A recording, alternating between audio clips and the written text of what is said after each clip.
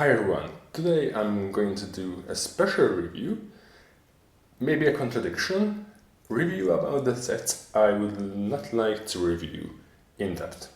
The reason for this is that for most of these sets you can find pretty decent videos and there are not much I can say about these, so just let's run through them quickly and then I will show you something, some mocks again. So the first set in this review is this Laser Ranger.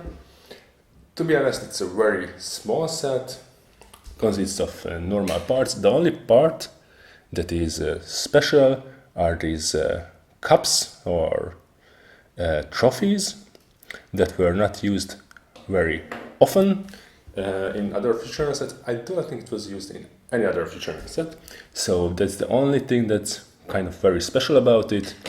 And of course the black Futuron figure, not so widespread but still existed in others as well. The other set is the Strategic Pursuer. To be honest, I like this set very much. First of all, because I give 100 points plus to all the Futuron sets that are very peaceful, that focus on exploration, just like the classic space series. Of course, we have a yellow Futuron figure again, and the major thing I like about this set very much is how its leg is created. It's snotted to horizontal position. You can position it pretty easily, so it has a good articulation.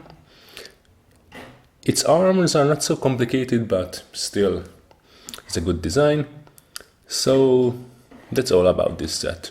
I will link other videos in the description if you want to know more about this. Okay, the third one is the Aero module.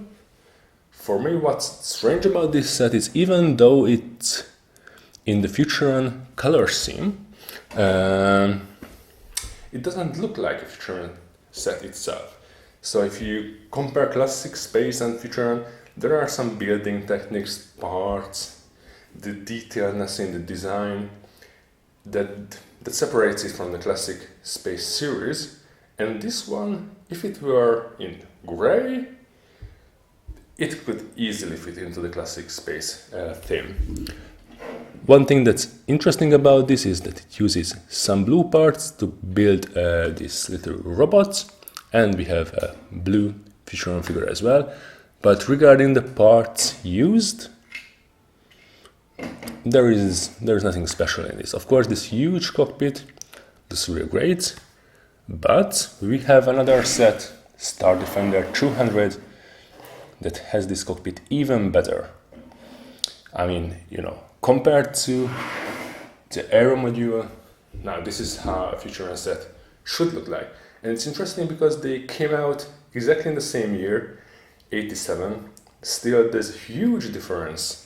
If you compare them, a huge difference in design, detailedness, and the whole approach. Okay, going back to the Star Defender 200, there's another set that is, for me, a little brother of this, and this is the hovercraft. Not only because the cockpit has a similar shape, but also because, you know, it has this modular function. You can take it off, put it together, and you can do the same for this. Take this part apart. Oops, sorry.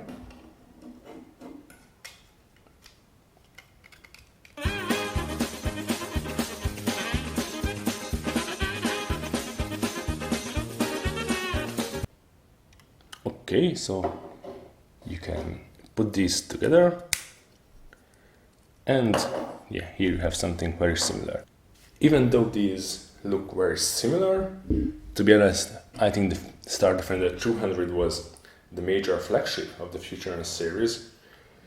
This was the part that was most used in advertisements because it was big enough to look very good, very massive, but it wasn't too big to be very pricey. So I think most of the kids could dream about it as getting this as one of the biggest ships they have ever had.